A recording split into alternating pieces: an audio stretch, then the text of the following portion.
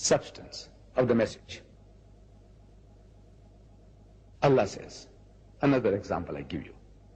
أَوَلَمْ يَرَ الَّذِينَ كَفَرُوا. This is, do not the unbelievers see?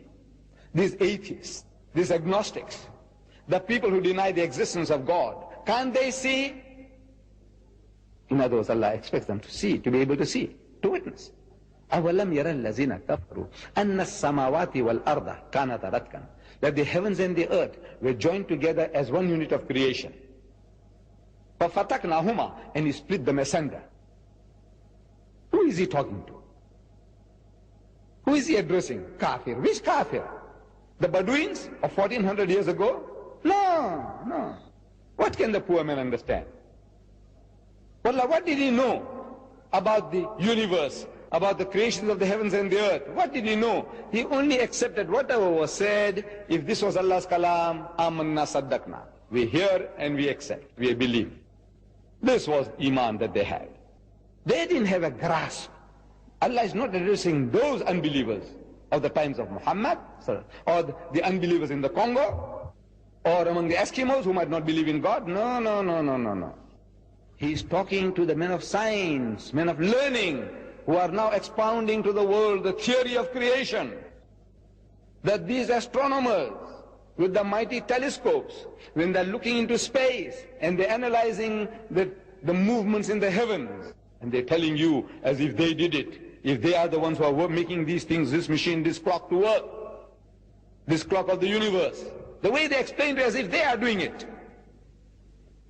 Such a person, with his great learning, he says that this universe came into being with a big bang, billions of years ago. Because he is watching the universe and he is noticing that these heavenly bodies are receding from a central place somewhere, is all going out in all directions, moving away, away, away. Like a balloon. When you blow, it gets bigger and bigger. Something like that is happening in the skies, in the heavens. These galaxies, they're receding from us at a faster and faster speed, at a faster and faster speed. And once they reach the speed of light, 186,000 miles per second, once they reach that speed, we won't be able to see it anymore, because the light that is coming from there, it won't be coming anymore, it's going away. So we must discover bigger and better telescopes to see the sights, the wonders, otherwise we'll miss the bus. So they say that this universe came into being with a big bang, the Big Bang theory. Who says that? The most learned men of science, astronomers. They say, where did you get these funny ideas from? This fairy tale about a Big Bang. So no, no, no, no, it is not fairy tales. These are facts, demonstrable facts. We can demonstrate it, show you what is happening, and from that we can conclude. If we had a film and put in reverse gear, so we could see what is happening is all coming back again. With the way it's going out, the balloon, if we can deflate it, we'll see it all coming back to one central point. And there was a Big Bang. When did you discover this? He said, yesterday. Because 50 years is yesterday in the history of man. What is 50 years? Nothing. As an illiterate man in the desert, a person who didn't know how to read or write, a person who couldn't sign his own name, he couldn't have known this, could he? He says, no, never. Impossible. Man doesn't know astronomy. He hasn't got the instruments. He hasn't got a telescope. Nothing. In the desert. And among an ummi people, illiterate people. And he is now telling you, this man in the desert, 1,400 years ago, كَانَ تَرَتْكًا فَفَتَقْنَاهُمَا, and he split them asunder. And you biologists, people who study minute life, microplasm,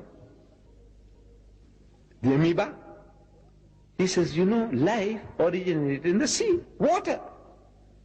Without this water, no life. And they tell you, says, look, we look back in time, in space, he says, look, this is how life originated. There was a time when this earth was a molten mass. Nothing could have survived here. Everything boiling, boiling, and over a period of billions of years, the vapors went up and came down, and the vapors went up and came down and started cooling this earth. It took billions of years, and then started life, germs, plant life, and all these things started. At one time, there was nothing, and then it started. Where did life come from? He says from the sea. Certain chemical actions, the sun playing its part, and life started from there. When did you find this out? It's yesterday. Because 50 years is yesterday in the history of man. An illiterate man in the desert, he couldn't have known that, could he? He says, no, never.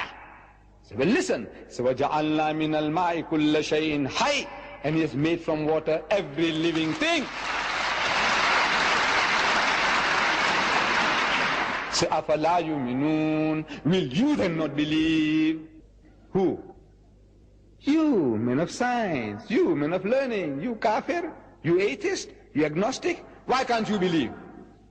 أفمن شرح الله صدره للإسلام فهو على نور من ربه فويل للقاسية قلوبهم من ذكر الله